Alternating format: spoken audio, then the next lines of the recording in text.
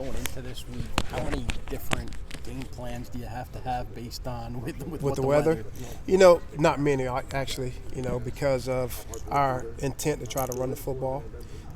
But also playing in games like this before, you still have to be able to throw it. It may be something on the perimeter. Take a few shots down the field. So we work wet ball drills every day, trying to prepare our guys for Saturday night. Do you get a little more creative though, and maybe how you run it, just to kind of change it up a little bit? No, you probably carry a few more running plays than you normally do, to try to have a little bit of balance of inside, outside, different variations with that of running the football. How have the guys handled those wet ball drills? And Monday was a little scary, but that's why we practice. It's gotten better, so feel good about it, going into it. And how do you feel with Justice, going in at center after watching back film? Justice, he was a calming, in there in the inside because he's a little bit bigger, so it actually benefited us in some pass protection stuff, and the run game was able to get some things going with some inside runs. Again, with his size, so it gave us a little bit of advantage there internal. So hopefully he can do that and continue to progress. How did he handle, because everybody wants to win the starting job, how did he handle not coming out on top of that competition? It was fine, yeah. Because, he's played, he just wasn't a starter. And he knew he was going to play. Like, even though we had named Ty the starter, it was going to be a rotation.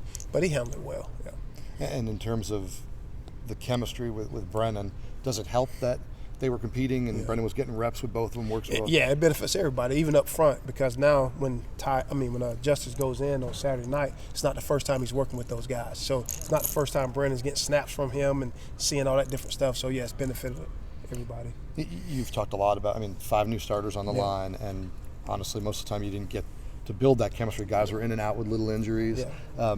Do you see it coming together now that they're getting a few more reps? Yeah, I do.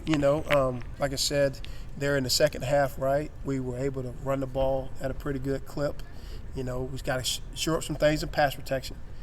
Giving Brennan the pocket, giving some time to distribute the football. So hopefully that's the next step that happens. Even though it's supposed to rain Saturday night, we're going to still attempt to try to throw the football. So if we can protect Brennan and give these guys opportunities to make plays and still continue to build on run the football, I like where it's going. Tony said pretty candidly, I thought yesterday, that the adjustment for the offense for Brennan to what you guys want has been harder on them than he realized. Yes. Same for you, or are you? Yes. Oh, surprise, right word, but is it a little harder for them to adjust than you thought? Yeah, it has been. Just some of the things systematically. When you are trying to want to run the football, you got to practice that way.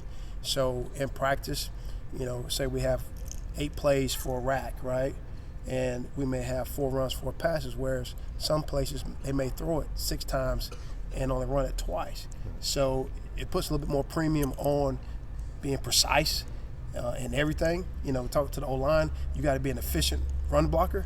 You got to be an efficient pass protector. You just can't be a one-trick pony kind of guy, right? As a receiver, like you might get 5 targets as opposed to 10 targets. So I gotta be efficient in my route run. I gotta catch the ball because the opportunities may not be as rampant as it was before. But at the same time, we're trying to move the football. We're still trying to score points. We just believe that being able to do both at a high level helps us as a program and as a team. Statistically, the thing that jumps out right now with Brennan is the completion percentage. You talked about yesterday; it's way down. Yes. I know that's not just him. That's protection, it's throw, it's drops. But what are you seeing there in terms of his accuracy? Are you happy with that, or no? And Brennan, I tell you, so the times when he's on time and throwing the ball on time is pretty, and it's being completed. Some times where he may take a 3-step drop when it's a 1-step drop, so he's late and it gets rushed with the throw. Or he may be on time in his drop, but now it's a little bit of pressure in his face, and he's got to adjust with a throw. So it's a little bit, offensive football is 11 guys working together, and if 10 are, you hope that the one is not doesn't impact it, but it could impact it, right? So there's a lot of things going along with that. Brendan said maybe teams aren't respecting the pass game, maybe the same that they were last year right now. How have you seen maybe defenses kind of change their approach against y'all? We've seen a lot of man coverage, and that's probably to try to load the box or get an extra hat in the box because of the running the football. Obviously, it's no secret. That's what we want to do, and we're showing it in games. So that's probably a big difference. Last year they probably got a lot of zone coverage. Guys can just run kind of freely throughout the zones, and we're getting challenged more with man coverage. So it puts even more premium on being precise and running out routes and create separation, and the ball being on time and being in the right target, in the pass game. Yep. Duke. How have you seen Duke improve in this year under Coach Elko? Because being in the ACC prior, right? They've always done pretty good. But just watching them on film, been going for 3 years from the ACC. The thing I see, they're playing hard, right? They're fundamentally sound. They're coached up well. They're playing hard.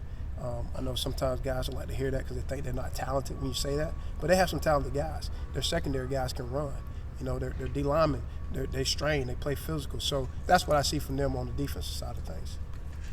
With a freshman kicker and potentially bad weather, I imagine it changes kind of your target for field goal. How does that impact game planning in terms of? I guess you go back to Friday night. I was aggressive there, particularly on that second possession after the turnover. We missed a kick, but that was the mindset going into the game anyway. You go back to Illinois, we had some sudden changes, we had some turnovers, and we just didn't generate anything. So if it came about us again, hey guys, we want to be aggressive, we got to go score points. We know that. We got to score points in the ACC. So it's not about who's kicking. Our job is to go score touchdowns. And then if it ends in a kick, we prefer a field goal than a punt, but we're trying to go score touchdowns. Tony said maybe teams are testing y'all to see if you're patient enough to kind of take what the defense gives you and kind of dink and dunk your way down the field.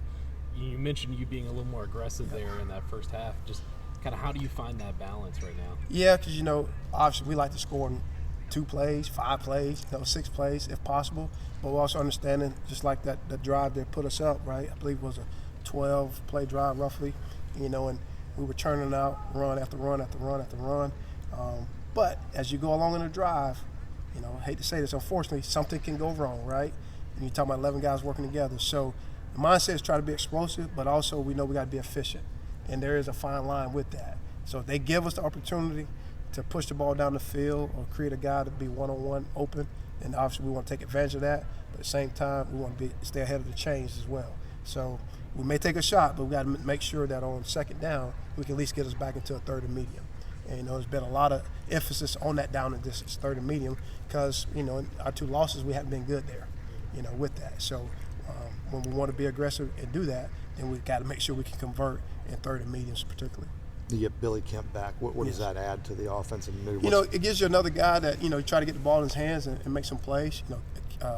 KT has done a great job for us the last 2 weeks. Early in the year, like a lot of things went through Wicks. Then KT, and KT's, making some plays for us. Now you get another element with Billy and try to get him involved in the game and see if we can get him out in space and see what he can do, in these weather conditions, Now his stamina's got to be up. He hadn't done that in 2 weeks, so we'll see where that's at Saturday night. But hopefully he can contribute and give us something Saturday night. Thanks, Coach. Yeah.